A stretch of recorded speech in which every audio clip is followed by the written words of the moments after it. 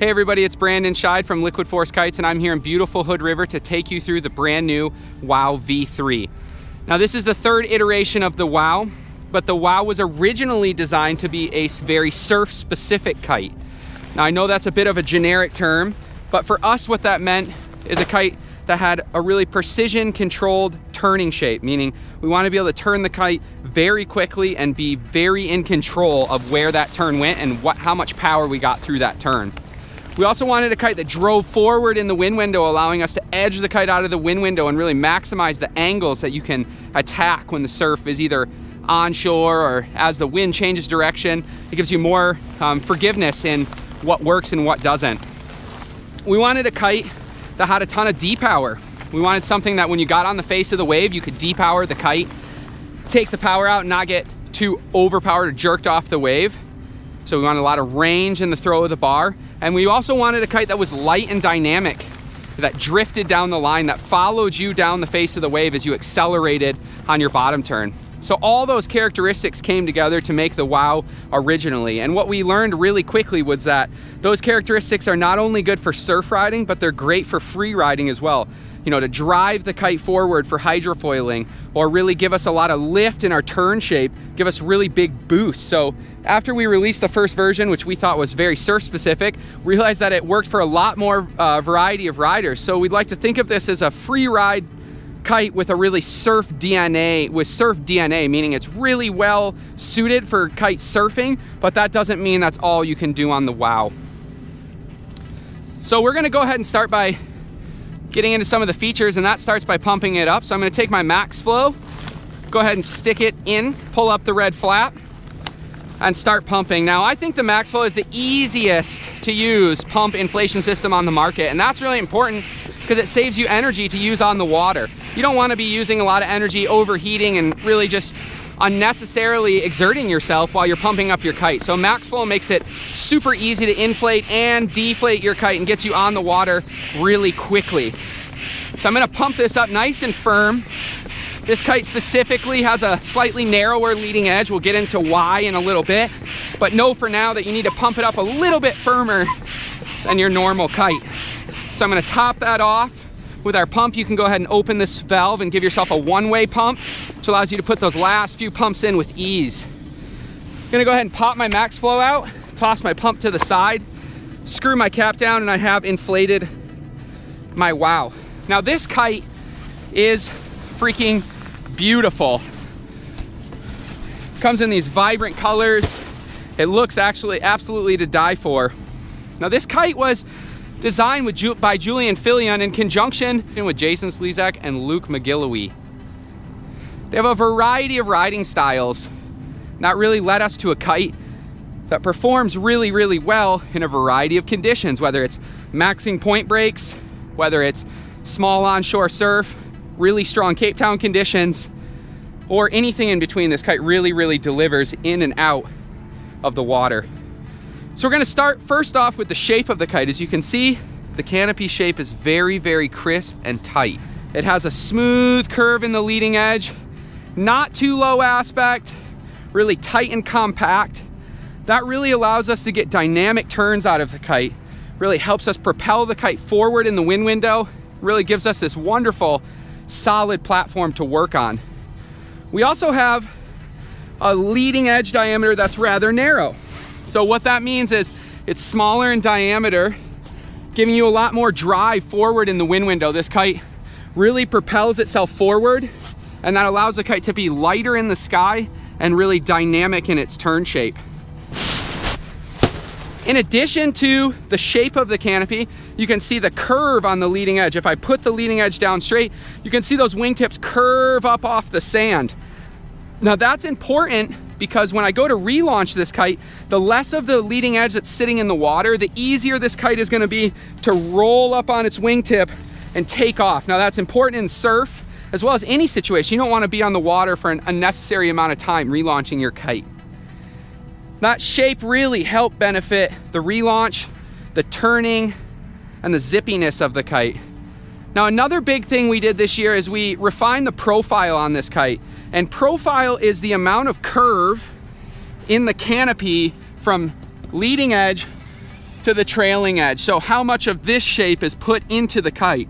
So we refined some of the profile in the wingtip as well as the canopy to reduce flutter in the kite and to give us a faster, zippier turn shape.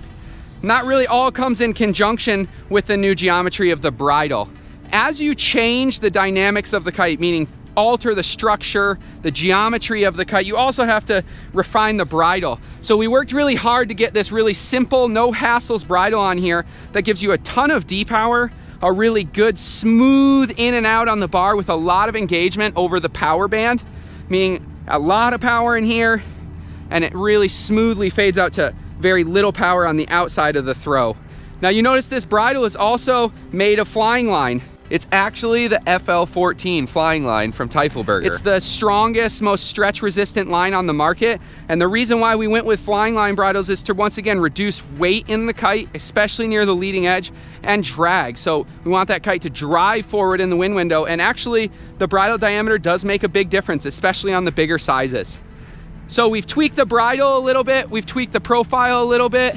We've also added some rider adjustability back here. So this has come on all of the wows. It's your ability to change how much bar pressure you have and how quickly your kite turns and responds. So as you move this out, you lengthen your wingtip and really give yourself more leverage to turn the kite, giving yourself also less bar pressure. As you move this attachment forward, it shortens the wingtip, makes the kite a little bit slower in its response time, and gives you a little bit more bar pressure or response back from the kite.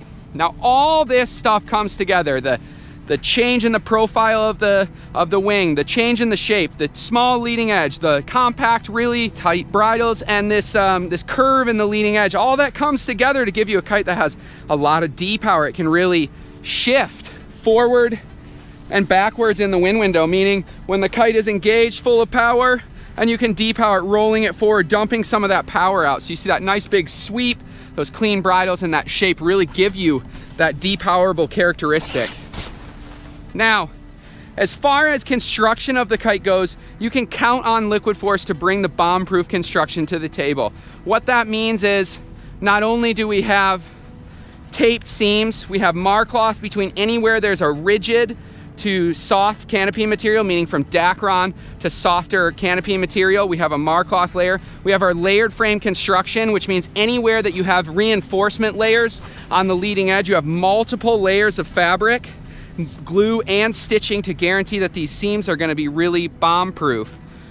Now you can see this canopy material is absolutely beautiful. It's a printed challenge triple ripstop, and what that means is there's 3 fibers running through the canopy. Maybe you can see it in the sun here. You can see the 3 fibers. Now what that does is that gives us a really abrasion resistant and stretch resistant canopy that allows us to put tension in the canopy and really provide a crisp feeling kite in the sky and increase the longevity, the livelihood, or the life of the kite. Now we were talking about construction characteristics. Not only do we use Dacron across the whole leading edge, we also minimize the amount of Dacron we have in the wingtip. You can see it's only here in this front panel. And the reason for that is we didn't think it needed to be here in the canopy for wingtip response and rigidity. The kite was also already responding well enough. And this just reduces the weight again. We also have 0.08 mm PU bladders. That means the bladders are slightly thinner and a lot lighter. Now, the ability for us to go with a thinner diameter bladder allows us to take about 1 pound out of a 12 meter. So that's a lot of weight when we're talking about a kite that needs to fly in a light wind situation. So taking those bladders down a little bit smaller. You can see in relation to our bladders and struts, we have our Synergy strut. What that means is the strut is actually sewn into the canopy of the kite, meaning that the strut is connected in the canopy. This allows us to put tension in the canopy, give us a nice crisp feel, as well as makes the kite more durable and handle itself better in pounding conditions. You can see down here, all of our spots are reinforced, glued, stitched. We have a really simple, lightweight Marcloth trailing edge that gives us a really lightweight kite in the sky and reduces our flutter.